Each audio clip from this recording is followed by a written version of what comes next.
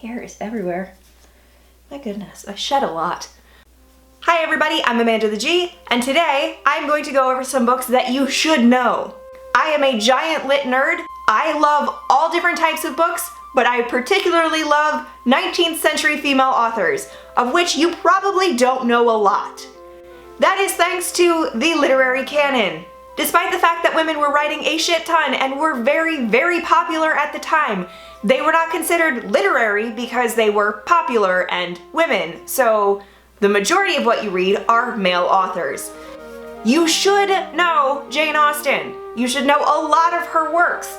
This is Pride and Prejudice.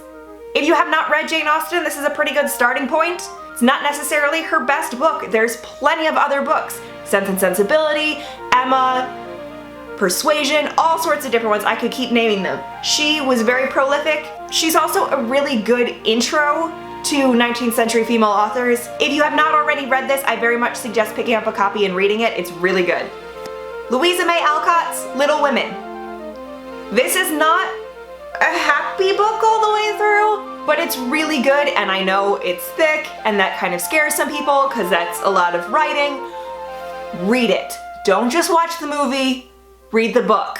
Jo is based off of Louisa. She based it off of herself. Which brings me to my next book. In this book, Jo writes a book. She apparently cuts the agony down by 1/3 and sets the poor little romance out on its way.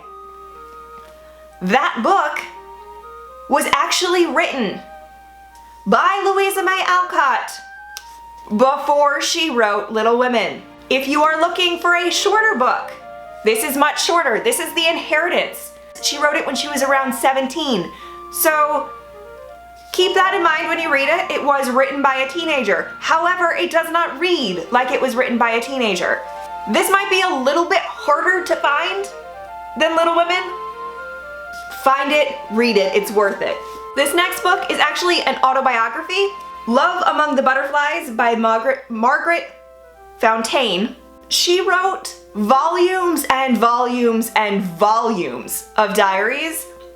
This is taken down and it's pieces of those. She didn't kind of play by the norms, so she went out amongst the world. She was collecting butterflies, she was having affairs, she was doing all sorts of things. Her life was so amazing, and it's hard not to get completely sucked into this book. You might have to scour for this one too. And then finally, today, we are coming to my favorite book of all time, The Hidden Hand by Eden Southworth. This book was written as a serial novel over several years. It was placed in the newspaper one chapter at a time.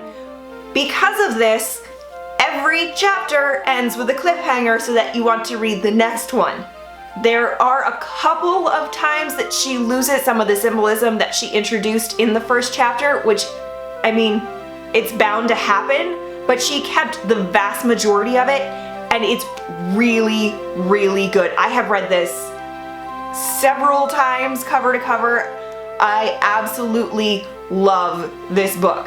It's got villains, it's got mystery, it's got ghosts, it's got love stories. It's got this adventurous main character who is a young girl who is doing all of the sleuthing and besting all of the villains. Southworth is one of my favorite authors. She was incredibly prolific. Unfortunately, it's incredibly difficult to find some of her works. A lot of her books only exist in rare book libraries or don't exist at all anymore. So that's it for this video. If you liked it, please click the like button and subscribe to my channel. I make a new video every Tuesday. If you guys want me to do another one of these videos, please leave a comment below and let me know that.